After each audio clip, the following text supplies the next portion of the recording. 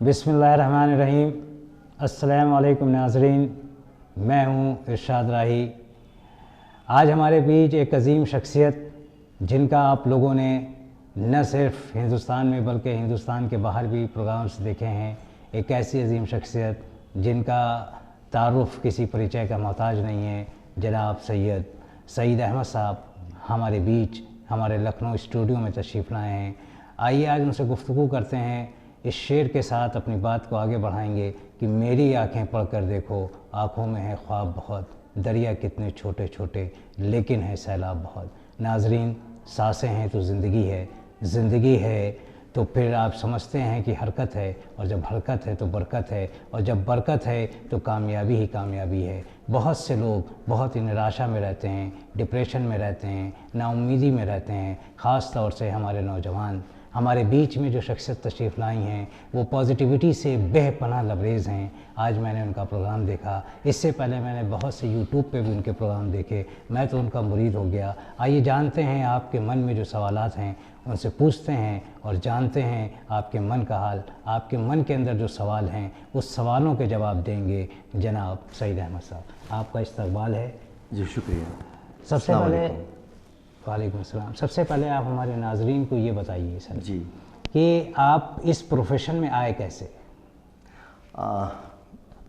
Profession में मतलब जब आपका प्रोफेशन जब हॉबी बन जाती है, हॉबी प्रोफेशन बन जाती है, तभी वो प्रोफेशन सक्सेस होता है। अब एक्चुअली जो काम दिल से होता है उसमें कामयाबी है। तो मुझे ऐसा लगा, और मौजूदा हालात या उससे पहले के हालात इत्तेफाक से मैं इस तरह का एक प्रोग्राम अटेंड किया था अपने कॉलेज की ज़िंदगी में, जब मैं FY में पढ़ता था, फर्स्ट ईयर में। और मैं भी आम बच्चों की तरह था, जो जिस तरह के आम बच्चे आप भी हैं। बहुत सारे बच्चे होते हैं जिनमें एहसास कमतरी होता है, डिप्रेशन होता है, खौफ होता है, डर होता है। ये क्यों होता है इसमें हम बाद में बात करेंगे, लेकिन वो सारी बीमारियां मुझ में भी थी, हर बच्चे में है। लेकिन इसके बावजूद हर बच्चे के यहाँ कुछ चलता है, और जब यहाँ कुछ चलता है, सही वक्त पे अगर उसको प्रॉपर गाइडेंस मिल जाए, रहनुमाई मिल जाए, एक तो पेरेंट्स की शक्ल में और असातिज़ा की शक्ल में। आई एम सो लकी कि ये जो मेरी सोच थी कुछ करने की, कुछ तो करना है जो मुझे नहीं पता क्या करना है, और वो तलाश थी, जुस्तजू थी। और ख़ासकर इसमें बड़ा रोल निभाते हैं वालिदैन, मेरी माँ और वहाँ पर टीचर। तो मुझे एक वर्कशॉप जब मैं अटेंड किया तो जहन के किस हिस्से में बात बैठ गई उस वक्त कि ये फील्ड बहुत अच्छी है। मैंने वो ट्रेनर को देखा जिस अंदाज में वर्कशॉप ले रहे थे, परफॉर्मिंग स्किल को इम्प्रूव कैसे करना। आज इल्म बहुत हो गया, लेकिन उस इल्म को परोसने का अंदाज़ आना चाहिए। तो उस इवेंट से मैंने सीखा, और फिर एज़ पर रूटीन जैसे ज़रूरियात ज़िंदगी के लिए पढ़ना है, जॉब करना है, वो सारे मैंने चीज़ें की। 23 साल मैंने नौकरी की, एज ए लाइब्रेरियन में रहा। और लेकिन वो जो चीज़ जिसमें मेरे दिल को छू गई थी, मैं कभी भी उसको हटा नहीं पाया। और मैं मुसलसल जिद्दोजहद में रहा कि एक ट्रेनर बनने के लिए क्या क्या करना चाहिए, क्या क्या करना चाहिए, और हिम्मत भी होनी चाहिए। फिर मुझे कौन सुनेगा, क्यों सुनेगा, प्रोफेशनली। लेकिन जहाँ चाह होती है वहाँ राह होती है। तो आप जैसा सोचते हैं वैसे ही होता है। सिर्फ अपनी सोच को कंसंट्रेट करने के जो तरीके हैं, तो मुझे ऐसा लगा कि ये एक बहुत अच्छा काम है, और अब यही मेरा ओढ़ना बिछोना है, और हम यही काम करते हैं। अच्छा सर, ये हमको बताइए कि आप इस प्रोफेशन में आ गए जी, आप अपने एक्सपीरियंस दूसरों को बांटते हैं जी, दूसरों की ज़िंदगियों से नाउम्मीदी को निकालते हैं, एक हौसला देते हैं, एक बुलंदी देते हैं। क्या कभी आपकी ज़िंदगी में भी निराशा ने, उदासी ने, नाउम्मीदी ने आपको घेरा? देखिए, इंसान है, हालात का इफ़ेक्ट सब पे होता है, शख्सियतें सबकी होती हैं, और बेसिकली इंसान नेक ही होता है। लेकिन उस पर हालात होते हैं, हालात असर करते हैं, और उन हालात का मुकाबला करने के लिए अगर उसके पास उस तरह का इल्म हो और रहबरी हो, तो मुश्किलें तो आती रहेंगी, सबके पास आएगी, चैलेंजेस सबके पास रहते हैं। इस दुनिया में ऐसा कोई इंसान नहीं है जिसे कहें कि आप कामयाब हैं। लेकिन कामयाब होने के बाद भी और बड़ी जिम्मेदारियां आती हैं और बड़े बड़े हालात का सामना करना पड़ता है। तो एक प्रोसेस है ये, जिसके पास ये प्रोसेस आएगा, मैं क्या, मैं कैसा, मैं क्यों, मैं कितना अच्छा, मैं कितना ख़राब, ये जब एहसास होता है, जिम्मेदारी का एहसास, अपने ख़ास होने का एहसास, सेल्फ रिस्पेक्ट जिनमें होता है, वो कैसे भी हालात उन्हें आप पैदा कीजिए, मुकाबला करने की हिम्मत आ जाती है। अच्छा सर, ये बताइए, आज हमारी नौजवान पीढ़ी जी जिनसे मैं बहुत से लोगों को देख रहा हूँ, अपने नौजवानों को, कि वो डिप्रेशन का शिकार हैं अपने कैरियर को लेकर। जी उनके सामने एक अंधेरा है, उनको रोशनी नहीं मिल रही कि क्या करें, किस तरह से आगे बढ़ें, किस तरह से अपनी ज़िंदगी की शुरुआत करें, उनके बारे में क्या कहना चाहेंगे? उनके लिए तो पहले यही है कि वो अपने रुझान को समझें, अपने लिए वक्त दें, ज़िंदगी में एक मकसद तलाश करें और प्लानिंग हो। उनके पास कोई प्लानिंग नहीं है। बहुत सही बात है। डेफिनेटली उनके पास प्लानिंग इसलिए नहीं है कि उनको विरासत में ही नहीं मिली। इसके ज़्यादातर जिम्मेदार वालिदैन होते हैं, क्योंकि बच्चे, अब ये रिजल्ट्स आ रहे हैं, डिप्रेशन ये अचानक नहीं हुआ। जी जी, बच्चा अचानक बागी नहीं होता, ये एक प्रोसेस है। मतलब जब बच्चा छोटा होता है वहाँ से इसकी शुरुआत होती है। बच्चा तो नक्काल होता है, वो अपने पेरेंट्स की अच्छाई को भी नक्काली करता है और बुराई को भी नक्काली करता है, या फिर समाज में, अतराफ में। तो इन बच्चों को, इनके लिए ये मैसेज हो सकता है कि वो पहले सेल्फ रिस्पेक्ट, एहसास से कमतरी से निकलने का सबसे बड़ा मंत्र सेल्फ रिस्पेक्ट, खुद की इज़्ज़त करना सीखें और फिर आपको दुनिया में इज़्ज़त मिलेगी। और उसके लिए एक अच्छा लिसनर बनना भी बहुत ज़रूरी है। बहुत सारी बातें हमको समझाने के लिए लोग आते हैं, एक्चुअली हम सुनना नहीं चाहते। तो बहुत सारी, एक इटसेल्फ एक बहुत बड़ा सब्जेक्ट है। मुख्तसर अगर एक लाइन कहें सक्सेस की, तो हम तो अक्सर कहते हैं कि शख्सियत साजी के सारे लवाज़िमात हमको कुरान मजीद से और शरीयत मोहम्मदी से मिलते हैं। लेकिन अगर अपने ज़िंदगी में इन चीज़ों से बचना है, हालात का अगर मुकाबला करना है, तो सबसे अच्छा मंत्र वलअस्र की आयत। इस मफ़हूम को अगर आप समझेंगे, कितने भी बड़े हालात रहने दो, इसका मफ़हूम तो सबको मालूम है, तर्जुमा तो सबको मालूम है। एक्चुअली हमारे साथ प्रॉब्लम क्या हुआ, इल्म को हमने पेट से जोड़ा है साहब। सही बात। हज़रत अली रज़ियल्लाहु ताला का कितना प्यारा कौल है, वो इल्म बेकार है जो काम करना तो सिखा दे, लेकिन ज़िंदगी जीने का सलीका ना सिखाए। ये जब से पेट से जुड़ गया, डिप्रेशन आ गया। सही बात। फिर मुझे कौन सा इल्म चाहिए, मुझे क्या करना है? तो फूल खिले हैं गुलशन गुलशन, लेकिन अपना अपना दामन। क्या बात है। तो मेरी ज़िंदगी को रोशन करने के लिए मुझे कौन से फूल चुनने हैं? और डेफिनेटली आप फूल चुनने जाएंगे तो कांटा तो चुभेगा साहब। एक्चुअली हम हारना नहीं चाहते, इसलिए जीतते नहीं। क्या बात है। हार के साथ जीत। यस, जब हारेंगे तभी तो जीत का मतलब। हमको सेफ्टी जोन चाहिए। सही बात। कोई हमको ले ले, पाल ले, परोसे और संभाल ले। अच्छा, अक्सर आपके उसमें हम देखते हैं और इस बात को सुनते हैं कि आप कहते हैं कि आप सबको बदलने की कोशिश न कीजिए। यस, आपको बदलना है तो आप खुद अपने को बदलिए। जी। तो मेरा जहन उस तब चला जाता है जब रसूल खुदा सल्लल्लाहु अलैहि वसल्लम ने मक्के के अंदर लोगों की ज़िंदगी में तब्दीली लिया है, मदीने में लिया है, सब जगह लिया है। और पढ़ने के बाद और तालीम हासिल करने के बाद देखता हूँ जब मैं अपने मुताले में, तो मैंने ये देखा कि रसूल करीम सल्लल्लाहु अलैहि वसल्लम ने सबसे पहले अपनी ज़िंदगी में जो एक तब्दीली और इनकलाब पैदा किया, उसकी वजह से पूरी दुनिया में एक इनकलाब आया। बेशक बेशक। तो किस तरह से एक इंसान, एक नौजवान अपने को तब्दील करे, क्या करे, क्या चेंज लाए? नहीं, जैसे मैंने अभी इसका एक जवाब यही हो सकता है कि जब सेल्फ रिस्पेक्ट देना शुरू कर देता है, तो सेल्फ रिस्पेक्ट कब होगा? ठीक ठाक, हर पहलू से ठीक ठाक। अपने डीमेरिट्स पर ध्यान देना, अपने मेरिट्स क्या हैं, अपने डीमेरिट्स क्या हैं, मेरी क्या खूबियाँ और क्या खामियाँ हैं, ये प्रोसेस से मुहासबा करना, तज़किए नफ्स करना। ये तज़किए नफ्स मतलब जो इंसान ख़ुद के लिए खूबसूरत जी नहीं सकता, वो दुनिया को भी खूबसूरती दे नहीं सकता। क्या बात, सिंपल बात है। तो मैं क्या, मैं कितना अच्छा, मैं कितना ख़राब। आजकल एक वबा फैली है जो है वो जो नहीं है वो बताने की, जो नहीं है वो बताने की, जो है वो नहीं बताना है। सही बात है। और लोगों ने इसको मान लिया। फनकारी समझी जी, है। जी। बेवकूफ़ बनाना एक कला बन गई, अदा बन गई।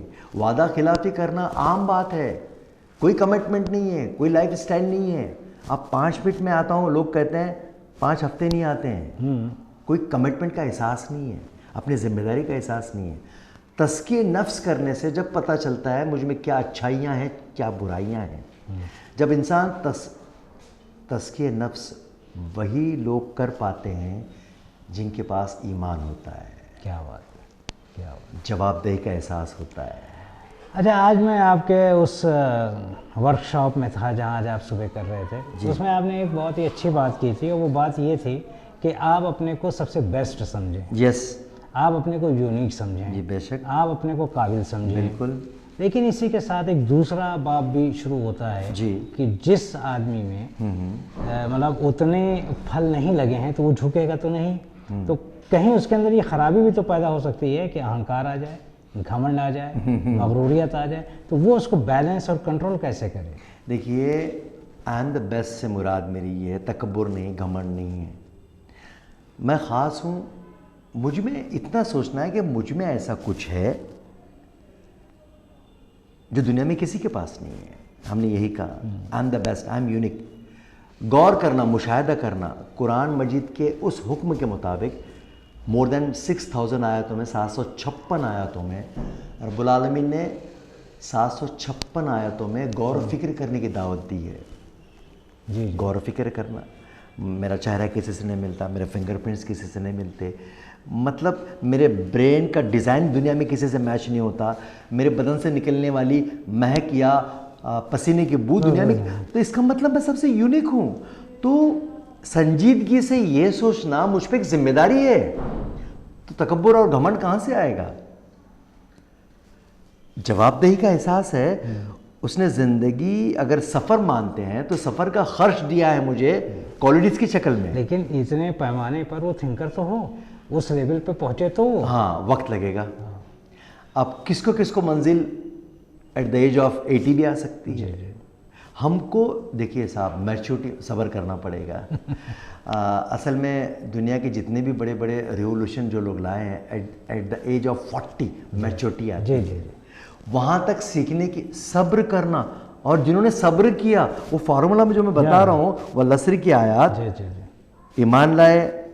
एक तो बेसिकली इंसान खसारे में है। ये जब एहसास होगा कि इंसान खसारे में है, तो क्यों खसारे में है? सिवाय उनके जो नेक अमल करते रहे, हक की तलकीन की, लोगों तक हक बात पहुंचाई, और हक बात पहुंचाने के लिए इम्तिहान देना पड़ता है साहब। सही बात, झेलना पड़ता है। तो झेलेगा, बर्दाश्त करेगा, सब्र करेगा, क्योंकि सब्र एक ऐसा अमल है जिसका अज्र सिर्फ अल्लाह ताला देने वाला है। क्या बात। सब्र अंधेरे को चीरता है। सही बात। इसकी कई मिसालें मिलेंगी। तो आपने बिल्कुल सही तरफ इशारा किया। कभी कभी इल्म इतना हासिल हो जाता है, सेल्फ रिस्पेक्ट में या खुदगर्जी में तब्दील हो जाता है वो सेल्फ रिस्पेक्ट, यानी सिर्फ अना, तो ये तो बर्बादी है। तो शैतान तो बैठा ही है।